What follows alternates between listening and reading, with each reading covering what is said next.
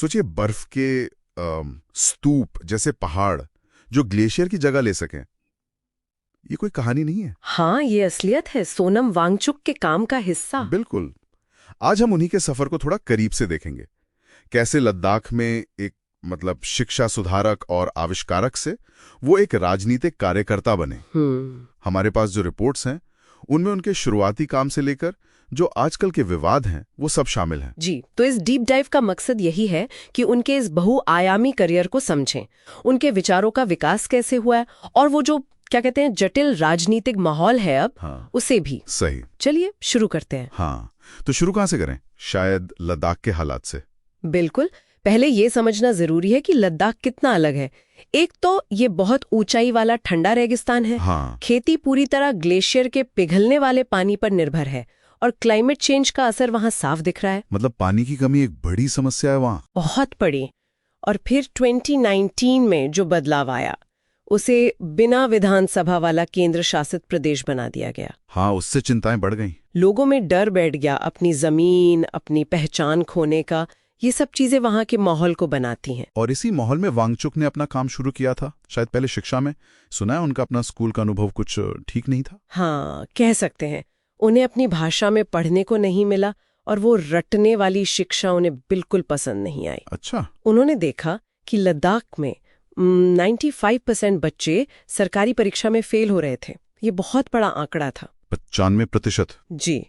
इसीलिए 1988 में उन्होंने SCMOL की सह स्थापना की, students educational and cultural movement of Ladakh. SCMOL, हाँ। और उसका जो फलसफा था 3H वाला। बिल्कुल। ब्राइट हेड, काइंड हार्ट और स्किलफुल हैंड्स। मतलब सिर्फ दिमागी कसरत नहीं, दिल भी अच्छा हो और हाथ में हुनर भी हो। एक तरह से पूरी पर्सनालिटी का विकास, रट्टा मारने से हटकर। सही। फिर 1994 में ऑपरेशन न्यू होप शुरू किया। इसमें सरकारी स्कूलों को बेहतर बनाने पर जोर था, समुदाय को साथ लेकर। हाँ, टीचर ट्रेनिंग, सिलेबस को स्थानीय जरूरतों के हिसाब से बदलना, गांव वालों को जोड़ना, ये सब। और इसका नतीजा? वो आंकड़े तो कमाल के थे। नतीजा जबरदस्त था। जहां 1996 में सिर्फ 5% बच्चे पास होते थे, 2015 तक ये आंकड़ा 75% पहुंच गया। 5 से 75? ये तो क्रांति जैसा है। हाँ, ये दिखाता है कि अगर शिक्षा जड़ों से जुड़ी हो तो कितना फर्क पड़ सकता है। सही बात है। अच्छा, शिक्षा के बाद फिर उनका ध्यान पर्यावरण पर गया, खासकर पानी की समस्या पर। ये आइस स्तूप का आइडिया कैसे आया? ये भी वहीं की जमीनी हकीकत से निकला।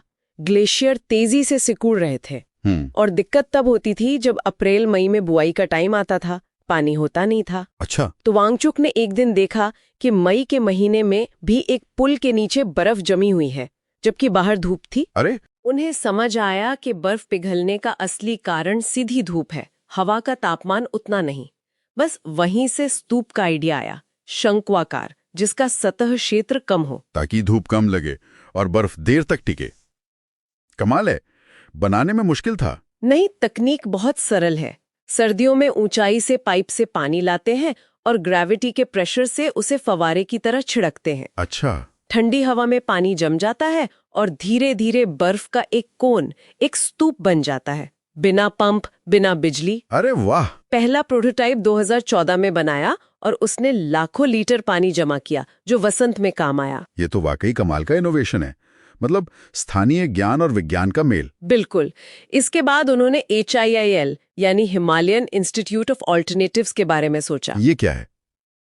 सिकमोल का अगला कदम। हाँ, एक तरह से उसी 3HS वाले दर्शन को हायर एजुकेशन तक ले जाना।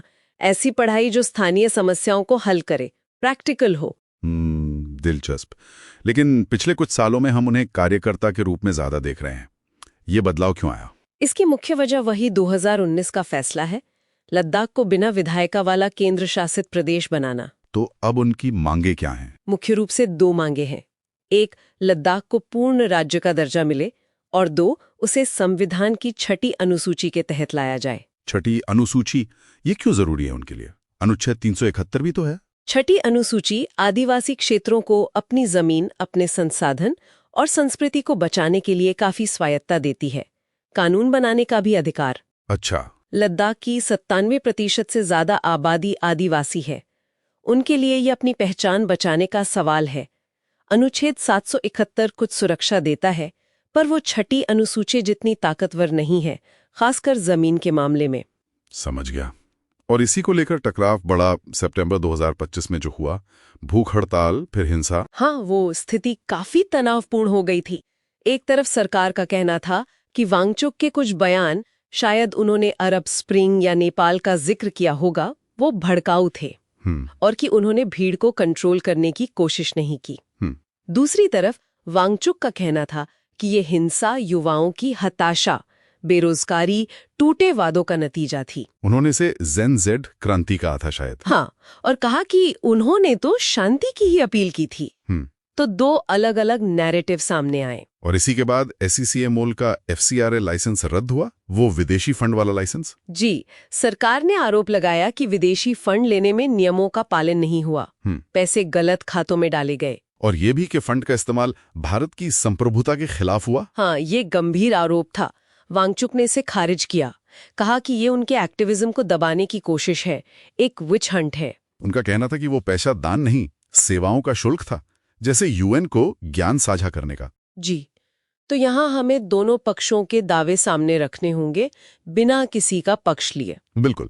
तो कुल मिलाकर सोनम वांगचुक का सफर शिक्षा, पर्यावरण में जबरदस्त जमीनी काम से शुरू होकर अब एक टकराव वाली राजनीतिक सक्रियता तक आ गया है। हाँ, एक तरफ 3 हाउसेज और आइस स्तूप जैसे प्रैक्टिकल समाधान है, दूसरी तरफ अपने समुदाय के अधिकारों के लिए सीधी राजनीतिक लड़ाई। ये डीप डाइव वाकई एक अहम सवाल छोड़ जाता है। क्या?